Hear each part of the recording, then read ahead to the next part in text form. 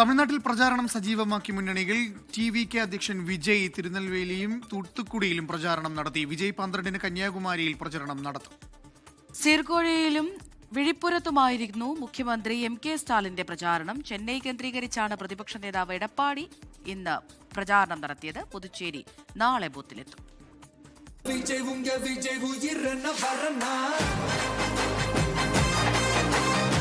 തൂത്തുക്കുടി എയർപോർട്ടിൽ നിന്നും റോഡ് ഷോയായാണ് വിജയ് തിരുനെൽവേലിയിലെ യോഗസ്ഥലത്തേക്ക് എത്തിയത്.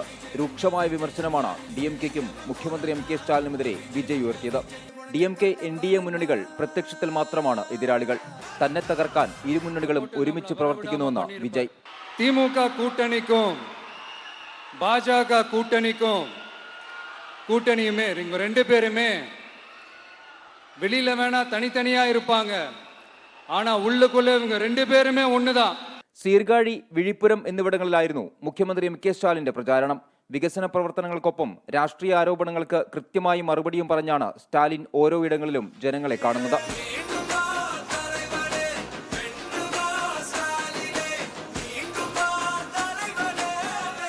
ചെന്നൈയിലായിരുന്നു പ്രതിപക്ഷ നേതാവ് എടപ്പാടി കെ പളനിസ്വാമിയുടെ പ്രചാരണം. വേലാച്ചേരിയിൽ നിന്നാണ് പ്രചാരണം ആരംഭിച്ചത്. DMK-യെ രൂക്ഷമായി വിമർശിച്ചാണ് AADMK കളം നിറയുന്നത്.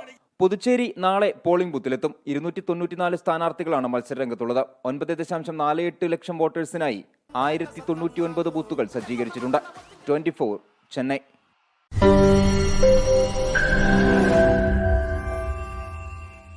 ലോകത്തെവിടെയായാലും ഏത് സമയത്തും 24 വാർത്തകളും ഓഗ്മെന്റഡ് റിയാലിറ്റി പാക്കേജുകളും എക്സ്പ്ലെയിനറുകളും വിശദമായി കാണാൻ ഞങ്ങളുടെ YouTube ചാനൽ നിങ്ങൾക്ക് സബ്സ്ക്രൈബ് ചെയ്യാം.